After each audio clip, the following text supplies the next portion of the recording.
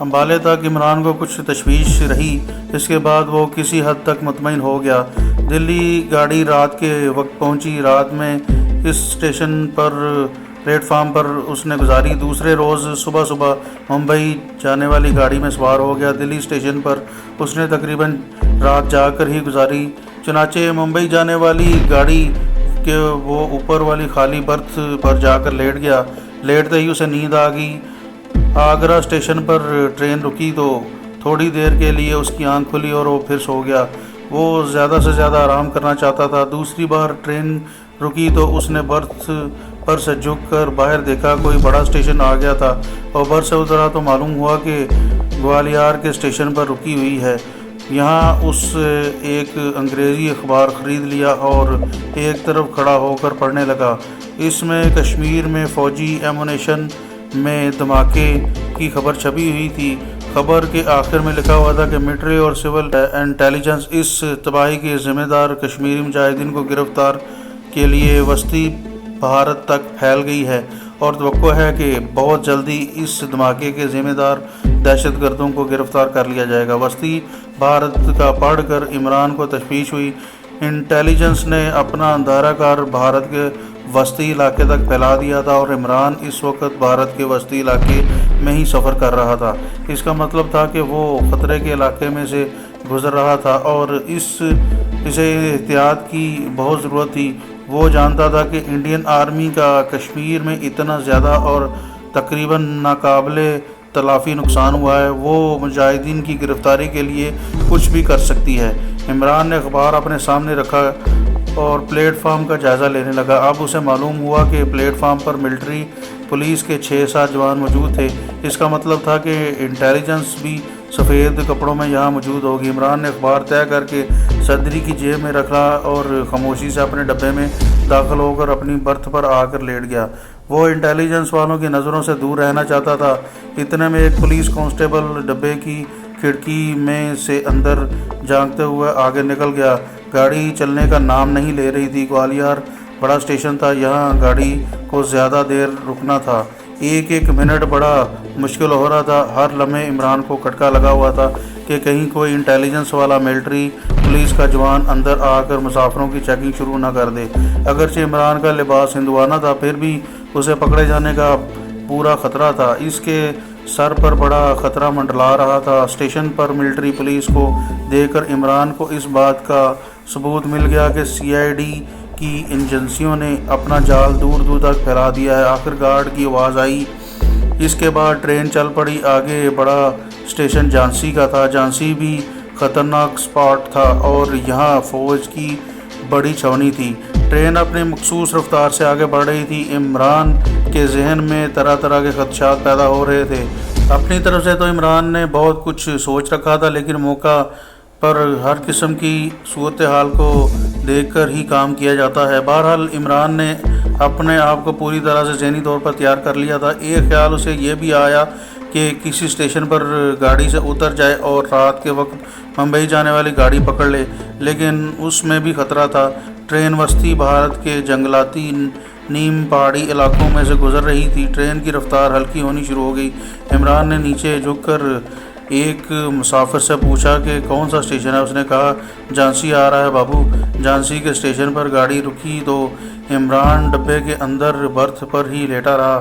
اس نے ظاہر کیا کہ وہ سو رہا ہے، لیکن تھوڑی دیر بعد آنکھ کھول کر وہ کھڑکیوں سے باہر پلیٹ فارم کا جائزہ لے لیتا تھا۔ جھانسی پر بھی ٹرین کافی دیر رکی رہی۔ ڈبے کے آگے پیچھے تو ایک پولیس کانسٹیبل ضرور گزر رہے تھے، لیکن ڈبے کے اندر کوئی نہیں آیا۔ آخر جھانسی سے بھی گاڑی نکل آئی۔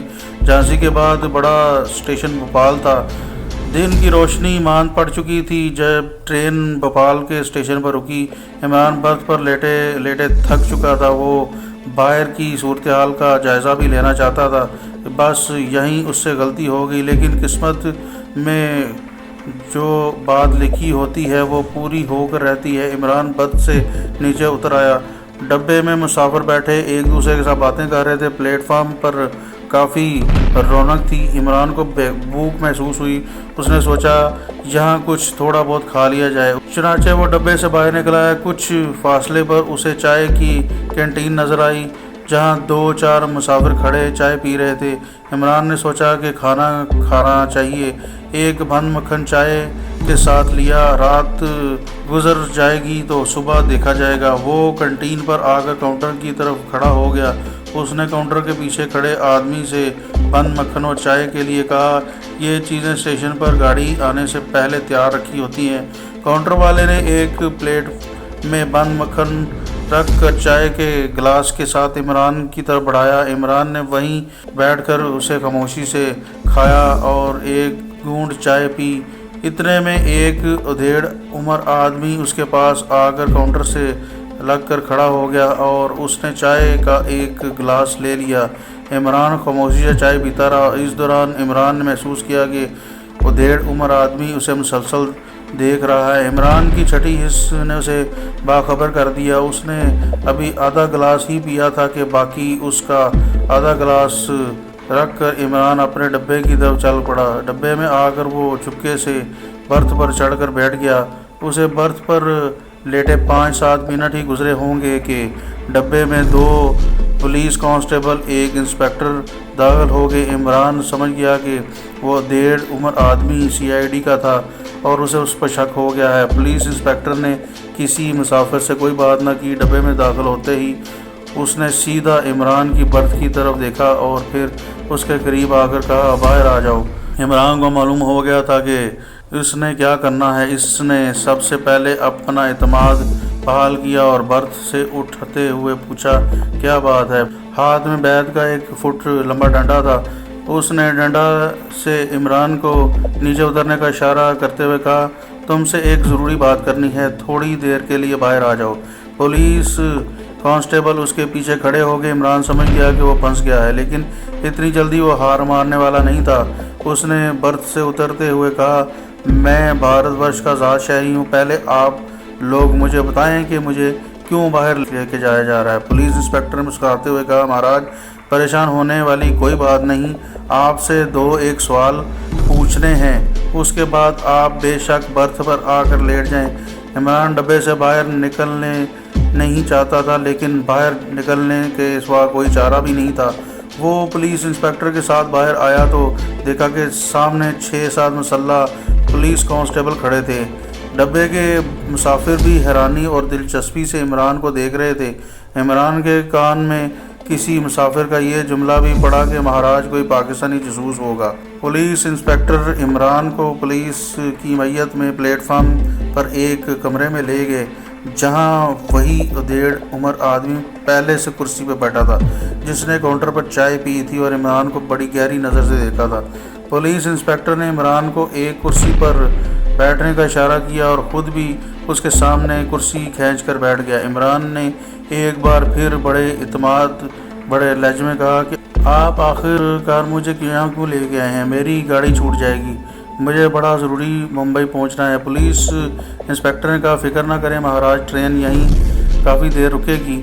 CID والا ڈیڑھ عمر آدمی مسلسل عمران کو گھور رہا تھا۔ اس نے عمران کو آنکھوں میں آنکھیں ڈال کر پوچھا، مہاراج آپ مجھے ہندو لگتے ہیں، آپ کا شبھ نام کیا ہے؟ یہ ایک جال تھا جو عمران کی طرف پھینکا گیا تھا کہ اگر وہ مجاہد کمانڈو ہوگا تو فوراً کہے گا کہ ہاں میں ہندو ہوں، اور طبی معنی میں اس کا پول کھل جائے گا۔ وہ ہندو نہیں مسلمان ہے اور یوں پکڑا جائے گا۔ مگر عمران ایک بار یہ غلطی کر چکا تھا، اب وہ اس دام میں آنے والا نہیں تھا۔ اس نے صاف صاف کہا کہ میں مسلمان ہوں اور میرا نام عزیز الدین ہے۔ CID والے نے انسپکٹر نے مسکرا کر اسے دیکھا۔ اب پولیس انسپکٹر نے عمران سے پوچھا، تم کہاں سے آ رہے ہو؟ میں امرتسر سے آ رہا ہوں، تمہارا اردو بولنے کا لہجہ بتا رہا ہے کہ تم پنجابی ہو، مگر امرتسر میں تو کوئی مسلمان پنجابی نہیں رہتا، سارے مسلمان پنجابی سن 47 میں پاکستان چلے گئے تھے۔ عمران نے کہا، مگر ریاست ملیر کوٹلا کے پنجابی مسلمان ملیر کوٹلا میں ہی رہتے ہیں۔ میں ملیر کوٹلا کا ہوں اور امرتسر میں اسٹیشنری کی دکان کرتا ہوں، میری دکان 7 بازار میں ہے۔ پولیس انسپکٹر کافی ہوشیار نوجوان تھا، کہنے لگا، جس طرح تم اردو بولتے ہو ملیر کوٹلا والے اس طرح کی اردو نہیں بولتے تھے، تمہارا لہجہ تو لاہور کے رہنے والے پنجابیوں کا لہجہ ہے۔ میں صرف ایک بار لاہور گیا ہوں، مجھے یہ شہر بہت اچھا لگتا ہے، تم لاہور میں کہاں رہتے ہو؟ عمران کو پھنسانے کی پوری کوشش کی جا رہی تھی، مگر وہ باتوں میں ان سے ہار ماننے کو تیار نہیں تھا۔ اس نے کہا، اصل میں میرے والد صاحب لاہور کے رہنے والے پنجابی تھے۔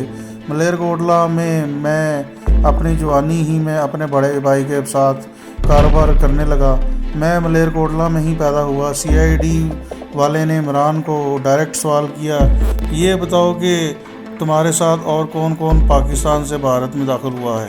عمران نے فوراً بڑے اعتماد کے ساتھ جواب دیا، میں نہیں جانتا کہ آپ کس قسم کا سوال پوچھ رہے ہیں، میرا پاکستان سے کوئی تعلق نہیں ہے۔ میں آپ کو بتا چکا ہوں کہ ملیرکوٹلا کا رہنے والا ہوں۔ امرتسر میں اسٹیشنری کی میری دکان ہے اور مارکیٹ کا جائزہ لینے ممبئی آیا ہوں۔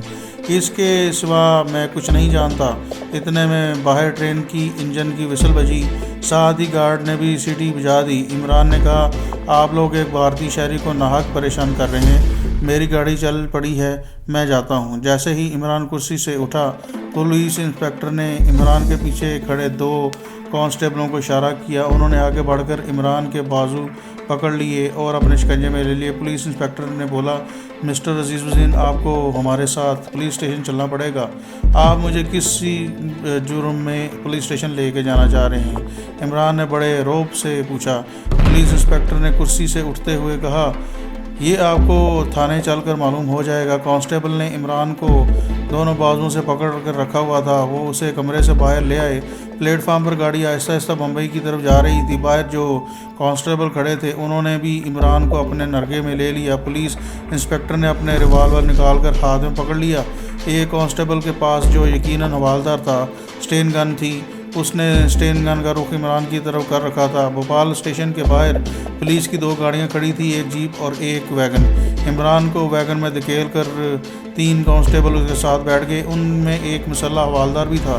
انسپکٹر دوسرے سپاہیوں کے ساتھ جیپ میں بیٹھ گیا اور دونوں گاڑیاں بھوپال کے پولیس ہیڈ کوارٹر کی طرف تیزی سے روانہ ہو گئیں۔ عمران نے اسٹیشن اور اسٹیشن کے باہر ویگن تک پہنچنے سے پہلے فرار ہونے کی امکانات پر غور کیا۔ بہت جلد اسے احساس ہو گیا کہ وہاں سے فرار ہونے کی کوشش کی گئی تو پولیس اسے اندھادھند فائرنگ کر کے ہلاک کر دے گی، کیونکہ فرار ہونے کی کوشش سے پولیس کو یقین ہو جائے گا کہ وہ پاکستانی جاسوس ہے۔ فرار کو اس نے کسی دوسرے موقع کے لیے ملتوی کر دیا اور خاموشی سے پولیس کی ویگن میں بیٹھ گیا اور سوار ہو گیا، جو چاروں طرف سے بند تھی۔ صرف اوپر والی جالی دار پٹی لگی ہوئی تھی جس میں سے ہوا اندر آ رہی تھی۔ دونوں گاڑیاں بھوپال شہر کی ایک کشادہ سڑک پر چلتی جا رہی تھی۔ اس وقت شام ہو چکی تھی اور شہر میں جگہ جگہ روشنی ہو رہی تھی۔ بھوپال مسلمانوں کی اکثریت کا شہر تھا۔ اس مسلمان ریاست سے تحریک پاکستان کی بہت سی روایات وابستہ ہیں۔ اس مسلمان ریاست کے حکمرانوں نے قیام پاکستان کے لیے بڑا اہم کردار ادا کیا تھا۔ علامہ اقبال بھوپال اکثر آیا کرتے تھے اور ریاست کے حکمرانوں کے ہاں قیام کیا کرتے تھے۔ حضرت علامہ نے کئی نظمیں بھوپال میں ہی لکھی تھی۔ آج بھی ریاست بھوپال مسلم اکثریت کا شہر ہے، مگر یہاں کے مسلمانوں کی بیشتر تعداد پسماندگی کا شکار ہے۔ بھارت کی ہندو حکومت نے ان کی تعمیر و ترقی کے راستے میں بہت رکاوٹیں رکھی ہوئی ہیں اور بھارت کے دوسرے بڑے شہروں کے مسلمانوں کی طرح ان کے ساتھ بھی سوتیلی ماں جیسا سلوک کیا جاتا ہے۔ فوج اور سول ایڈمنسٹریشن میں ہندو سکھوں کو لیا جاتا ہے، مسلمانوں کی حوصلہ شکنی کی جاتی ہے اور ان کے لیے ایسے حالات پیدا کیے جاتے ہیں کہ وہ سول سروس کی بجائے چھوٹے موٹے کاروبار اور کلرک کی نوکری پر ہی اتفاق کریں۔ کاروبار میں بھی ہندوؤں کو ترجیح دی جاتی ہے، انہیں بلا تاخیر لائسنس ایشو کر دیے جاتے ہیں، جبکہ مسلمانوں کے لیے تجارتی ترقی کے تمام راستے بند کر دیے جاتے ہیں، جس کی وجہ سے بھارت کے مسلمان معاشی ناانصافی اور بدحالی کا شکار رہتے ہیں۔ اوپر سے ان پر پولیس کی تلوار بھی لٹک رہی ہوتی ہے۔ پولیس کسی بھی بھارتی مسلمان کو پاکستان کے لیے جاسوسی کرنے کے الزام میں جب چاہے پکڑ کر لے جاتی ہے اور اس کے بعد اس کے لواحقین کو کوئی خبر نہیں ملتی۔ عمران سے پہلے ایک بار بھوپال آیا تھا، ایک جگہ 2-3 دن کے لیے رہا تھا۔ بھوپال کی مسجدیں بڑی باوقار اور خوبصورت تھی اور وہاں کے مسلمان نمازی پرہیزگار اور ان کی اکثریت صوم و صلات ہے۔ عمران کو بھوپال کے پولیس ہیڈ کوارٹر کی حوالت میں لے جا کر بند کر دیا گیا۔ تقریباً 1-2 گھنٹے کے بعد پولیس والے اسے ایک چھوٹے سے کمرے میں لے آئے جہاں ایک سکھ فوجی کیپٹن بیٹھا تھا۔ سکھ فوجی کیپٹن نے عمران سے پوچھ گچھ شروع کر دی۔ سکھ فوجی نے پوچھا، امرتسر میں تمہاری اسٹیشنری کی دکان مائی 7 بازار میں ہے؟ عمران نے کہا، جی ہاں، دربار صاحب کے بالکل قریب ہی ہے۔ اس کا مطلب ہے کہ تم امرتسر میں ہی رہتے ہو؟ سکھ فوجی کیپٹن نے دوسرا سوال کیا۔ عمران یہ کہنے پر مجبور تھا کہ ہاں، میں امرتسر میں ہی رہتا ہوں۔ فوجی کیپٹن نے کاغذ پینسل عمران کی طرف بڑھا کر کہا، اس پر اپنے امرتسر والے گھر کا ایڈریس لکھ دو۔ عمران کے گرد تفتیش کا دائرہ تنگ ہو رہا تھا۔ ہندی زبان میں لکھنا پڑ رہا تھا۔ عمران کو تھوڑا بہت آ گیا تھا۔ اس نے یوں ہی امرتسر کے ایک مشہور محلے کرموں کی ڈیوڑی کی فرضی گلی کا پتہ لکھ دیا۔ مکان نمبر بھی غلط لکھ دیا، گلی کا نام بھی غلط تھا۔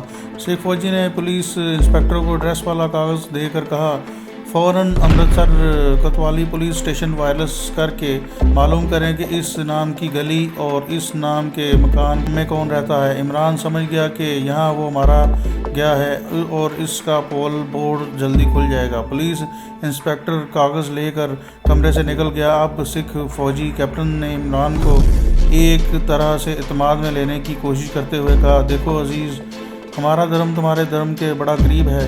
ہم بھی خدا کو ماننے والے ہیں اور تم بھی اللہ کو مانتے ہو۔ اس ناطے سے میں تمہیں اپنی طرف سے یقین دلاتا ہوں کہ تمہیں کوئی کچھ نہیں کہے گا۔ تم صرف اتنا بتا دو کہ تمہارے ساتھ اور کون کون ہے اور کس جگہ چھپے ہیں۔ اگر تم ٹھیک بتاؤ گے تو یہ میرا تمہارے سے وعدہ ہے کہ ہم تمہیں خود بارڈر کراس کر کر پاکستان بھجوائیں گے۔ یہ میں تم سے پکا وعدہ کرتا ہوں۔ اس قسم کا سوال ہر بار اسے کیا جاتا تھا۔ اسے معلوم تھا کہ یہ فوجی جھوٹ بول رہا ہے۔ عمران یہ کہتے رک گیا کہ اس کا کوئی ساتھی نہیں ہے اور وہ پاکستانی جاسوس نہیں ہے۔ اسے اچانک ایک خیال سوجھ گیا۔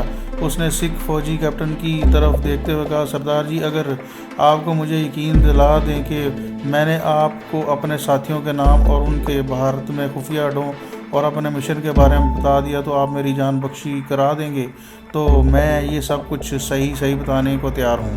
سردار جی آخر سردار جی تھے۔ عمران کے انکشافات سے انہیں کے خیال میں دہشت گردوں کے ایک پورے گروہ کو پکڑنے کا موقع مل رہا تھا اور کارنامے کا ان کو میجر کے عہدے پر ترقی بھی مل سکتی تھی۔ وہ فوراً بولے، عزیز الدین، میں واحد گرو کی قسم کھا کر کہتا ہوں کہ اگر تم نے مجھے ساتھیوں کے نام اور ان کے خفیہ اڈوں اور اپنے مشن کے بارے میں سب کچھ بتا دیا تو میں تمہیں سلطانی گواہ بنا دوں گا اور اپنے کمانڈنگ افسر سے کہوں گا کہ تمہاری جان بخشی کروا دیں۔ عمران نے اندھیرے میں جو تیر چلایا تھا نشانے کے قریب ضرور لگا تھا۔ عمران کا ایک قسم کے بیان سے مقصد یہ تھا کہ اسے اتنی سہولت مل جائے کہ اسے ہتھکڑی وغیرہ نہ لگے اور فرار ہونے میں قدرے آسانی ہو۔ اپنے ساتھیوں کے نام اور خفیہ اڈوں کے بارے میں کچھ بتانے کا سوال بھی پیدا نہیں ہوتا تھا۔